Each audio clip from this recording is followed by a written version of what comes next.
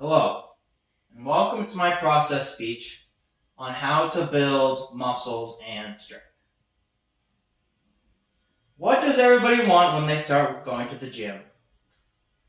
They want big muscles, and they also want to be able to lift their car over their head. Very simple concept, but it's not very simple to achieve. But before we get into that, we need to go over the most important thing when trying to build strength or muscle. And this is called progressive overload. This refers to someone increasing the stimuli of their training over time. This can be in the form of increasing the weight that they are using for each lift. Let's say I'm bench pressing, I want to be getting strength. What I want to be doing is I want to be increasing the amount of weight that I am using every time I go into the gym. Or if I want to build my chest, I can still utilize bench press, but what I want to be doing is I want to be increasing the amount of reps that I am doing versus increasing the amount of weight. How do I get muscles and enough strength to be able to lift my car over my head? Very simple concept called hypertrophy. This is the enlargement of muscle cells through a specific form of stimuli. There are two types of stimuli, myofibril and sarcoplasmic, and we'll be going over those right now. That's Eddie Hall. He has the deadlift world record. He deadlifted over 1,000 pounds. That's half a ton. Of course, blood exploded out of his head afterwards, but it was crazy to watch. Look it up on YouTube.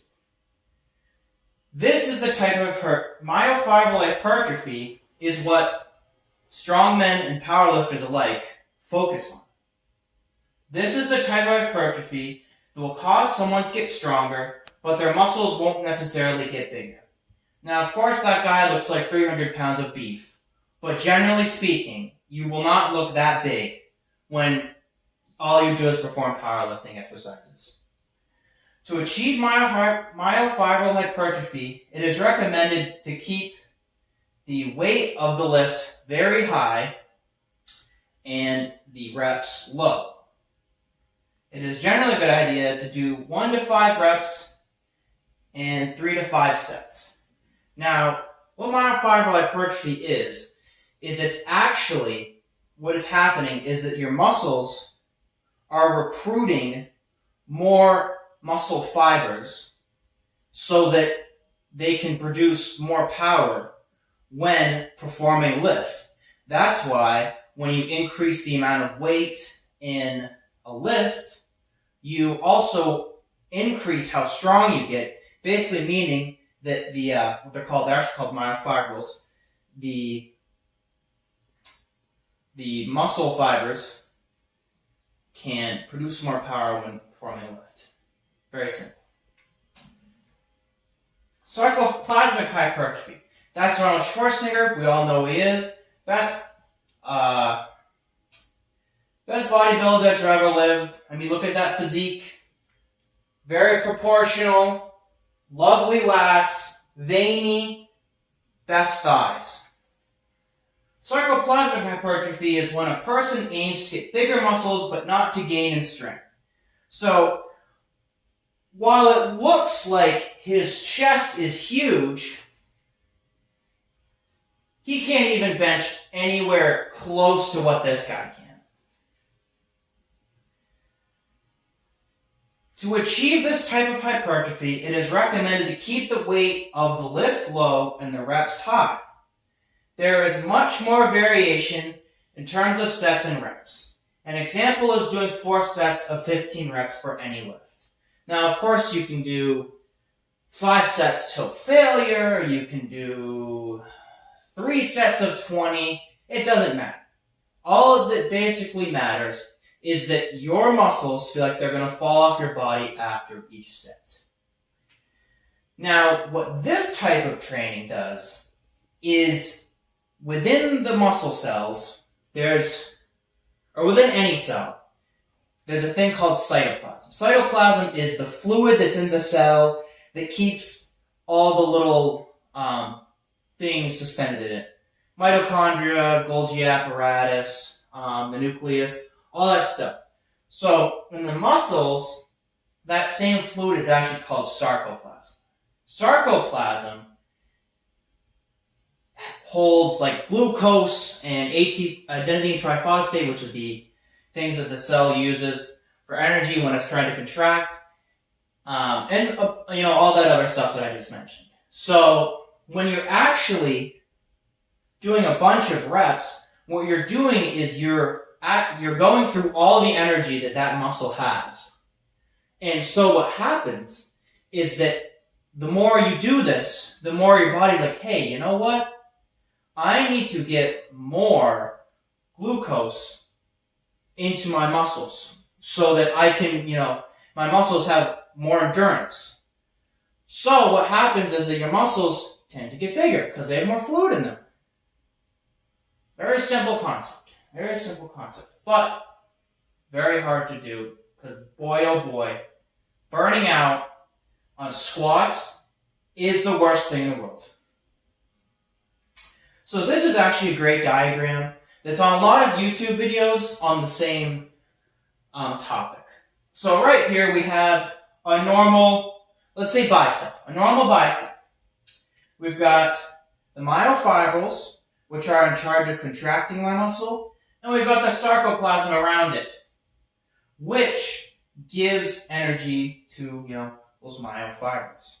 So, when we're doing sarcoplasmic hypertrophy, the muscle gets bigger, right? But, look at all the myofibrils. There's only 4 there. You only have the same amount of myofibrils as in the normal muscle, but you have a bigger muscle. This is in reference to the sarcoplasm. There's more sarcoplasm in the muscle. So this is what you get. But for going for myofibril hypertrophy, you might have a muscle that looks as big as this one, as a normal muscle, but it's way, way, way stronger. I mean, for me personally, I've been lifting for 6 months, and my chest hasn't gotten that much bigger, but I've put 50 pounds on my bench. So this is just kind of a really good diagram for it. How do we combine both in our training? Why not both? I mean, why not? When trying to achieve both strength and size, it is recommended to first do powerlifting exercises. So this is in the form of compound movement, squats, bench, deadlift, things that require strength. Then you go on to do isolation exercises in the form of bicep curls or tricep push-downs. Like I said, what you want to be doing with these ones, since generally triceps and biceps aren't the main players when you're trying to lift something up or get something off your chest, generally what you want to be doing is you want to have bigger triceps and bigger biceps, because having strong biceps doesn't really amount to anything useful. So what you want to do is you want to do those after you do the exercises that require strength. Because if you do a bunch of bicep curls with a 10-pound weight, for example, and you go to a failure, what will happen is that your muscle will be weaker so that you cannot do stronger lifts. And so it is harder to actually make strength gains when your muscles are already all spent anyway. So, as a recap, just make sure that you're doing strength training first and that you're doing your bodybuilding strength training afterwards. Highly advise you look up other videos on this stuff, because I couldn't fit all of the thousands of articles that's all done on this stuff. So Look up, actually, if you want to do this, look up power building. That'll definitely bring you to a lot of good videos that will help you out and have a lot more information. Thank you.